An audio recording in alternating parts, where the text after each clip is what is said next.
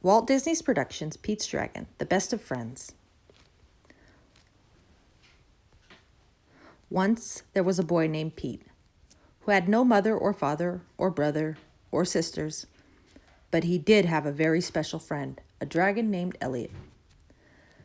That's right, a dragon. A genuine, fire-breathing dragon. Sometimes Pete could see Elliot, and sometimes he couldn't. Why? Because Elliot knew how to become invisible. The day Pete ran away from the Goguen family was one of Elliot's invisible days. Pete ran away because the Goguens were not kind to him. They shouted at him, and they cuffed his ears, and they made him work very hard on their farm. Pete and his invisible friend whistled as they went down the road into the little town of Passamaquoddy. The milkman couldn't, of course, see Elliot. When the invisible dragon scared his horse, the angry milkman saw only Pete. Nor could the eggman see Elliot. He could only see Pete. So when Elliot accidentally bumped into the eggman and made him drop his eggs, the eggman was terribly upset with Pete. "Let's run, Elliot," shouted Pete. Elliot and Pete ran to the beach to escape from these two angry townspeople. As they ran, Elliot became visible for a moment, and Lampy, the lighthouse keeper, saw him. Well, exclaimed Lampy, rubbing his eyes. "A dragon! A little boy and a dragon!" Lampy hurried to the lighthouse to tell his daughter Nora about the dragon. "Impossible," said sensible Nora. And then Nora looked outside and saw Pete on the beach below. She couldn't see Elliot, though, for he was invisible just then. Nora thought that Pete looked lost and lonely, so she went down and brought him into the lighthouse. She fed him steaming bowls of clam chowder, and then she tucked him into bed. Elliot watched through the window and decided that Nora was a very nice person. The next day, Nora bought Pete some new clothes. After thanking her, Pete ran outside to show them to Elliot. Elliot thought Pete looked quite grand. Elliot became visible and smiled. Then he made a sound that dragons make when they're happy. The day after that, Nora decided that Pete should go to school, and Elliot became invisible again so that he could tag along and watch over Pete. But after all the boys and girls went into the schoolhouse, Elliot felt lonely and bored. And he thought about what an invisible dragon would do for fun. "I know," said Elliot to himself. "I'll ring the school bell." And he did.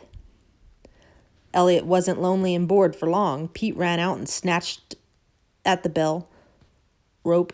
"No, Elliot, don't do that," he cried.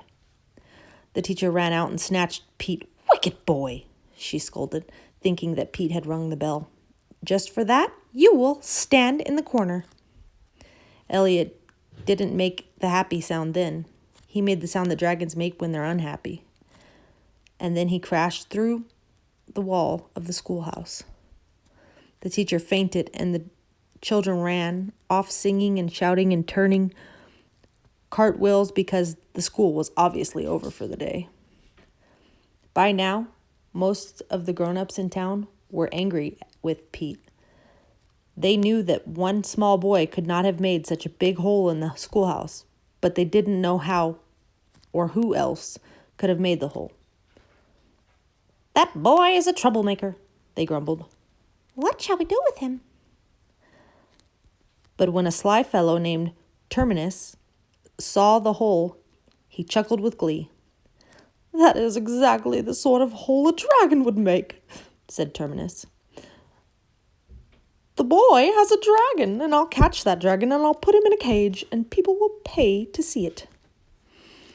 Later that day, the rascally Goguen family came rolling into town looking for Pete.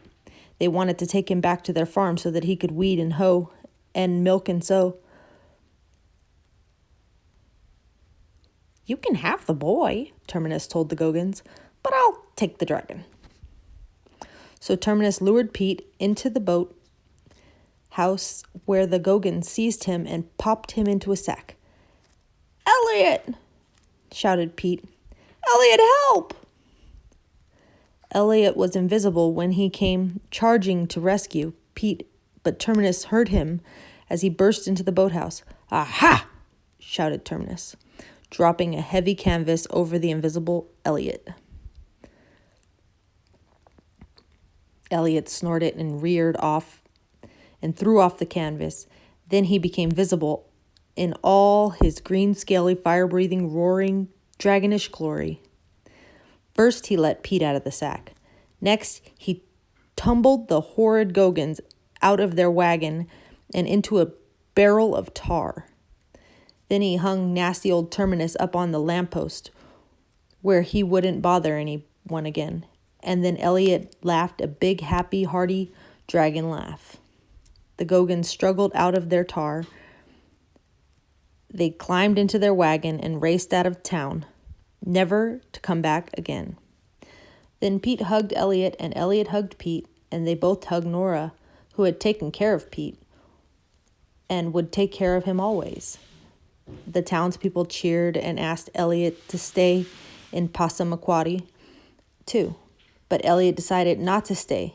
He left the town, slowly making the noise of dragons when they're searching. What was he searching for? For someone else who was in trouble and in need of help? Next to becoming invisible and making dragon noises, helping was what Elliot did best.